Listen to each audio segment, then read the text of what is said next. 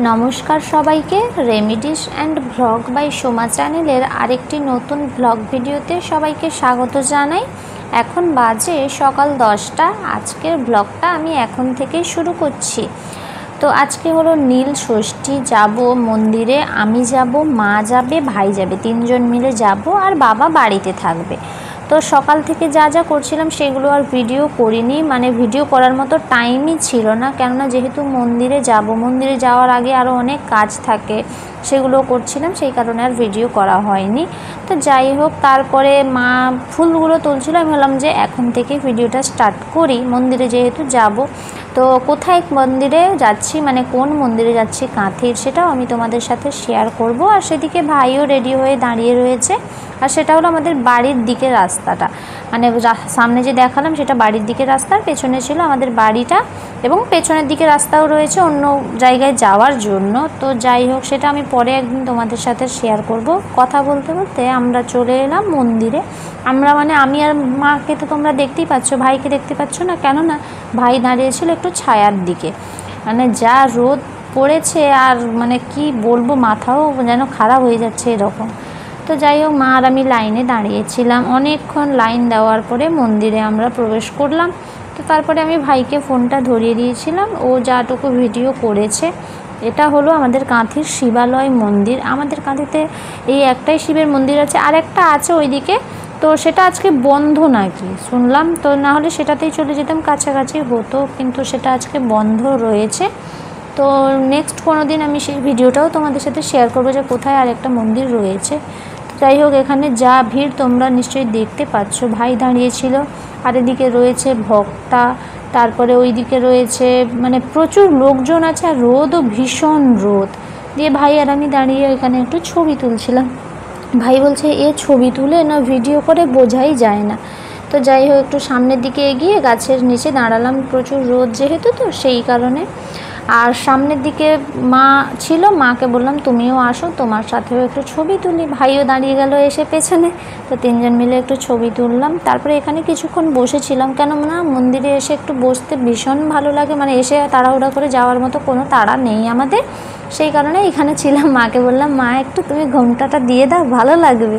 দিয়ে মা তার এদিক সেদিক করে দাঁড়িয়েছিল, মাকে বললাম একটু ভালো করে দাঁড়াও, দিলে তো ভালো লাগবে। দিয়ে তিনজন মিলে সুন্দর সুন্দর ছবি তুলে নিলাম। তো যাই হোক, তারপরে এখন আমরা বাড়ি যাব, তার আগে আর একটু মন্দিরটা তোমাদের আমি ঘুরিয়ে দেখাচ্ছি যে এখানে আর কি কি হচ্ছে না হচ্ছে। তারপরে ভাই বলছে যে তুমি তো ফটো তুললে, তোমার এবার আমার একটা তুলে দাও। দিয়ে মাকে বললাম তুমি একটু সাইডে সরে যাও, আমি একটু সাইডে সরে যাই। ভিডিও চলতে চলতেই ভাইয়ের কয়েকটা ফটো তুলে দিল। তারপরে ভাই নিজে নিজে তার কয়েকটা ফটো তুললো। আমি বললাম ভাই ভিডিও চালিয়ে কে ফটো তুলে। তো যাই হোক, সেও খেয়াল করেনি, সেও সুন্দর দাঁড়িয়ে পোজ দিয়ে আছে, সে হচ্ছে টাইমে শুরু হয়ে যাবে, আর দেখেই নি যে সেটা ভিডিও চলছে। যাই হোক, ক্যামেরাটা পুরো সামনের দিকে নিয়ে চলে আসছে। তারপরে আমরা একটু পঞ্চামৃত খেলাম। তারপরে মা আর আমি বাড়ি ফিরে যাব। ভাইও যাবে, ভাইও যে থাকবে সেটা নয়, ভাই আমি মা তিনজনে মিলে বাড়ি ফিরে যাব। বাড়িতে গিয়েও অনেক কাজ আছে, আর আমাদের বাড়িতে কাঁঠাল গাছ রয়েছে, সেটার আজকে একটা কাঁঠাল মানে পেড়ে আনা হবে, কেননা রান্না হবে, কেননা আর কিছু কারণ নেই, সেই কারণে যে রান্না হবে।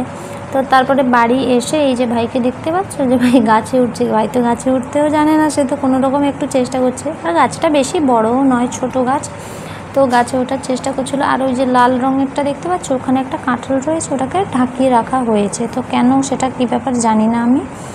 ওপরের ডালে কয়েকটা কাঁঠাল হয়েছিল, এর আগেও অনেক বলতে 2-3টা মতো কাঁঠাল কেটে নেওয়া হয়েছে, আর ওপরের দিকে এখনও 3টে রয়েছে দেখতে পাচ্ছ। নিচের দিকে আছে কয়েকটা, তবে ওপর থেকে আর একটা কেটে নেওয়া হবে। তো সেই জন্য ভাইকে বলছে যে তুই সাবধানে যা, কেননা যেহেতু জানেই না গাছে উঠতে, কোনো রকমে একটু উঠে পড়েছে, ছোট গাছ বলেই। আর আমি আর মা নিচে দাঁড়িয়ে রয়েছি।